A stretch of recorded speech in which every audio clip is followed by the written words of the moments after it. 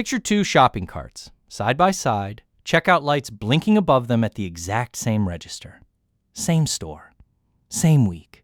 Both carts belong to a household of two. The first cart rings up at just under $200. Milk, bread, a rotisserie chicken, a bag of chips that wasn't on anyone's list, 3 buy one, get one yogurts nobody will finish before they expire, and a candle from the seasonal display near the entrance that somehow ended up in there too. The second cart rings up at $11. Same store, same week, same number of mouths to feed. And by the end of the year, that gap isn't a few $100s. It's thousands, sometimes tens of thousands, compounding quietly into paid-off cars, paid-off houses, and a kind of financial breathing room the first household will spend years chasing and never quite catch. That's not a hypothetical. Estimates drawn from household spending surveys suggest something close to 93% of shoppers are doing this completely backwards.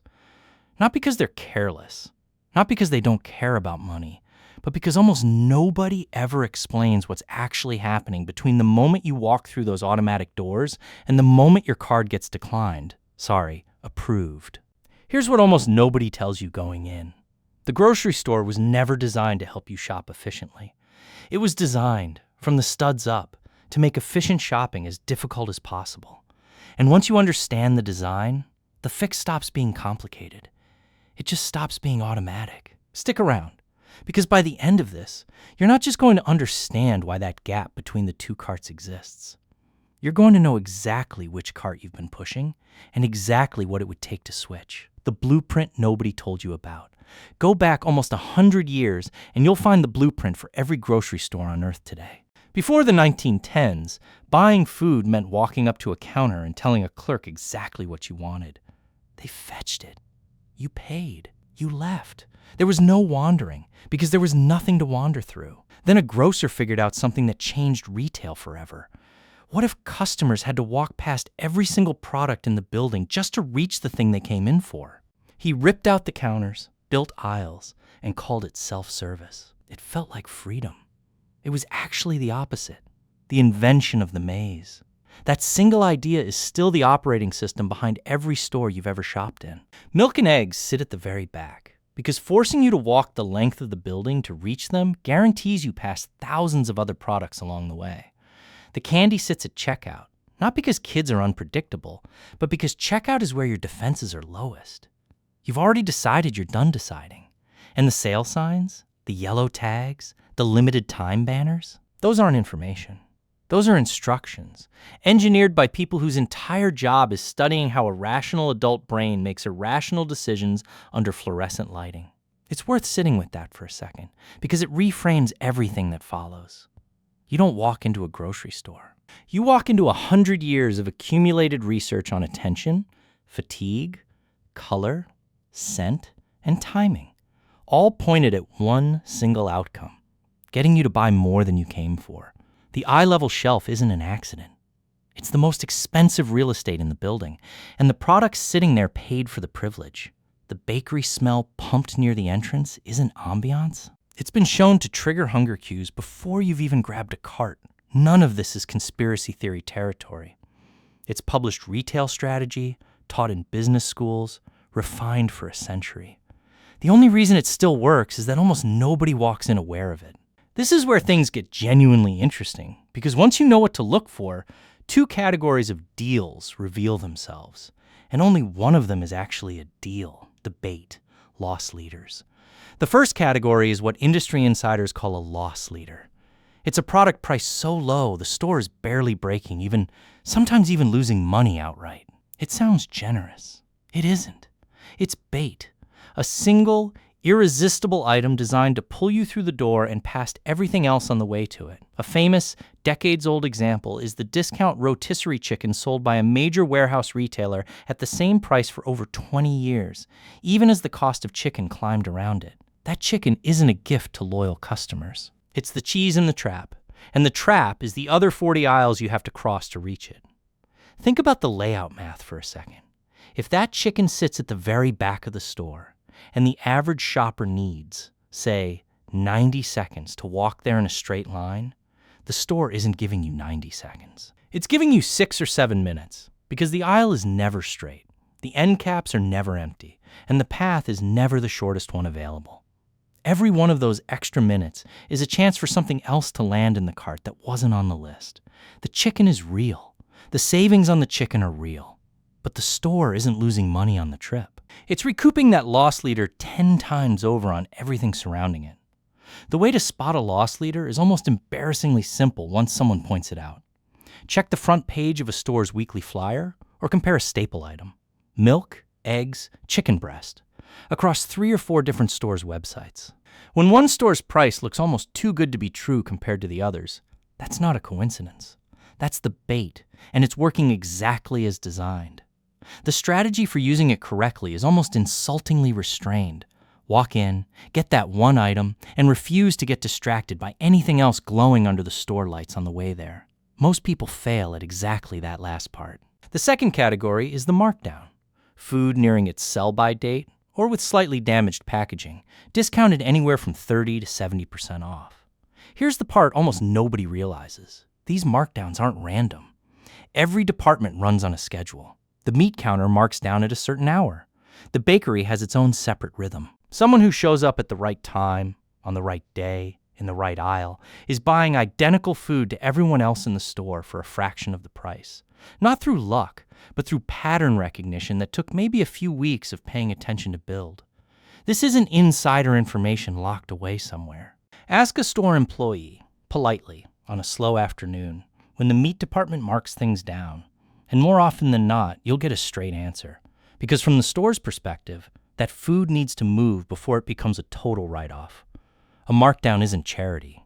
It's damage control on inventory that's about to expire whether you buy it or not. Which means the store would genuinely rather sell it to you at 60% off than throw it away at midnight. That alignment of incentives, your savings and their write-off avoidance pointing the same direction, is exactly why this pattern is so reliable once you find it. This is also where the difference between the two carts from the beginning of this story starts to make sense. The $11 cart wasn't magic. It was someone who'd quietly reverse-engineered a schedule that 93% of shoppers never bother to notice exists. The psychology that happens before you ever leave the house.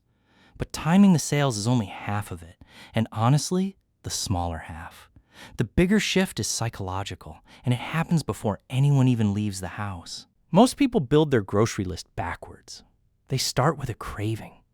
What do I want to eat this week? And then go hunting for the ingredients to make it happen. It feels natural because it is natural. It's how appetite works. But it's also exactly how you end up with 3 half-used bags of spinach rotting in a crisper drawer and a pantry shelf of orphaned specialty ingredients bought for one recipe and never touched again. Multiply that waste across a year and the number stops being funny. Studies on household food waste consistently point to a meaningful share of groceries never actually getting eaten. Bought with good intentions, forgotten in a drawer, and eventually binned. That's not a food problem. It's a planning problem wearing a grocery bag. Every wilted bag of spinach is a receipt for a decision that was made emotionally, in a moment of craving, without ever checking what was already sitting 3 feet away in the fridge. The fix is running that process in reverse. Open the fridge and the pantry first. See what's already sitting there, half-used, close to expiring, forgotten. Build this week's meals out of that inventory before adding a single new item to the list. It sounds almost too small to matter, but flip that one question, from what do I want to what do I already have? And an entire chain of downstream decisions flips with it. Food waste drops, impulse purchases drop, because there's less empty space on the list for them to fill. And the shopping trip itself gets shorter, because you're not wandering aisles hunting for inspiration. You're executing a plan you already made in a calm kitchen instead of a tempting store. There's a compounding effect here that's easy to miss on the first pass. A shorter list means fewer aisles crossed. Fewer aisles crossed means fewer chances for an impulse buy to sneak in. Fewer impulse buys means a lower total. And a lower total, repeated week after week, is the entire mechanism behind the gap between the two carts. It's not one dramatic decision. It's dozens of small ones, stacked every single week for years. This single reordering, inventory first, desire second, is arguably the biggest lever in the entire system, bigger than any individual sale or markdown schedule. And it costs nothing to implement. It just requires doing the thinking at home before hunger and store lighting and 100 years of retail psychology get a vote. The trap that catches even smart shoppers. Now here's the trap that catches even people who think they're being smart about this. The BOGO deal.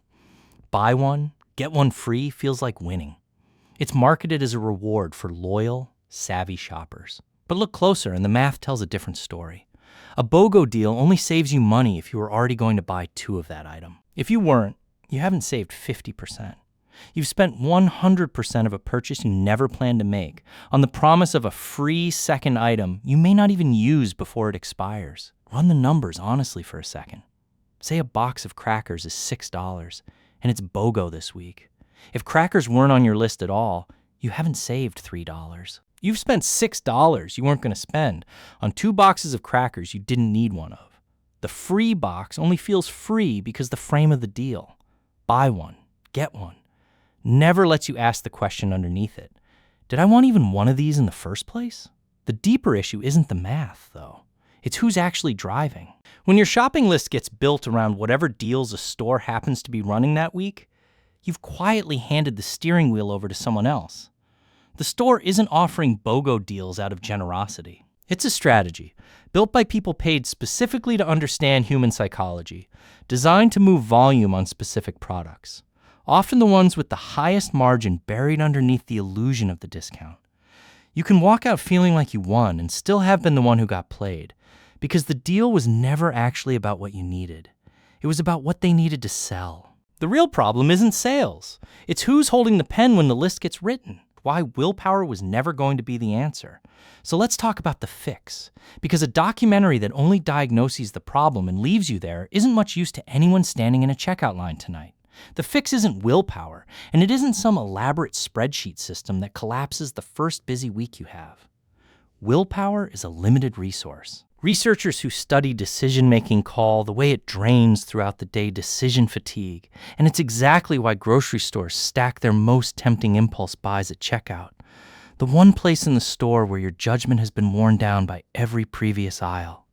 You are not weak for caving there. You're human, and the environment was built to win that exact fight. It helps to think of willpower less like a personality trait and more like a battery. You start the day with a full charge, and every decision, what to wear, what to answer in an email, whether to take the call, drains it a little. By the time you're standing in a grocery store after work, hungry, tired, and mentally spent from 8 hours of decisions that had nothing to do with food, your battery is running on fumes. The store knows this.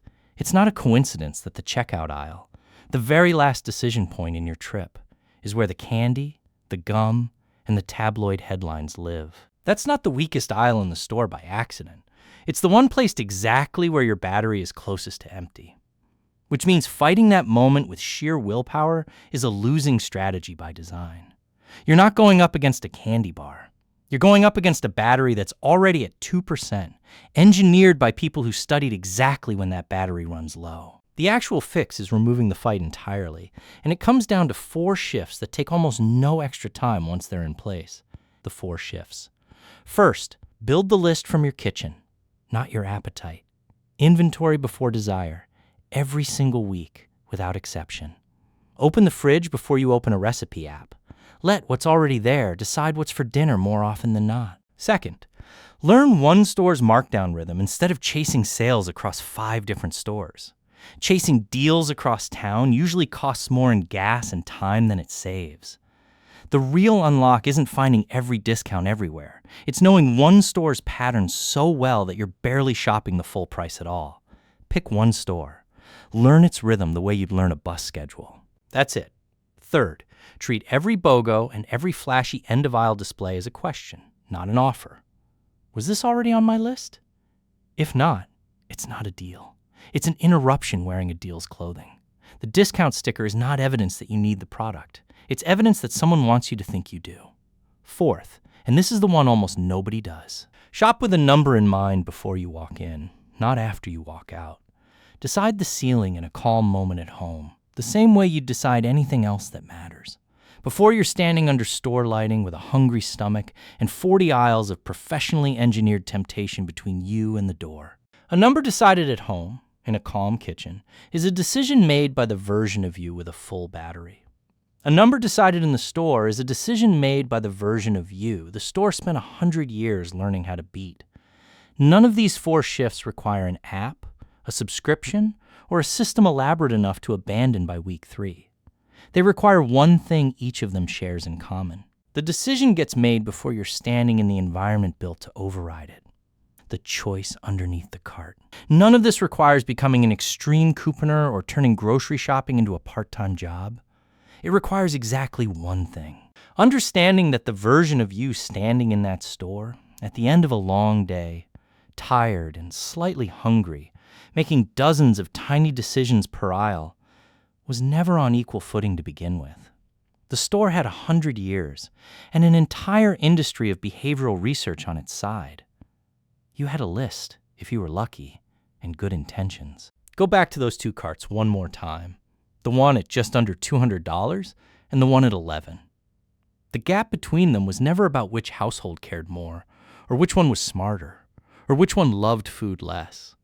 It was about who walked in with a plan built at home and who walked in and let the building build the plan for them instead. 93% of people are still doing the second thing, week after week, cart after cart, without ever realizing there was a first thing to do instead. The fix was never complicated. It just had to stop being invisible. And now it isn't. The next time those automatic doors slide open in front of you, you'll know exactly whose plan you're walking in on, yours or theirs.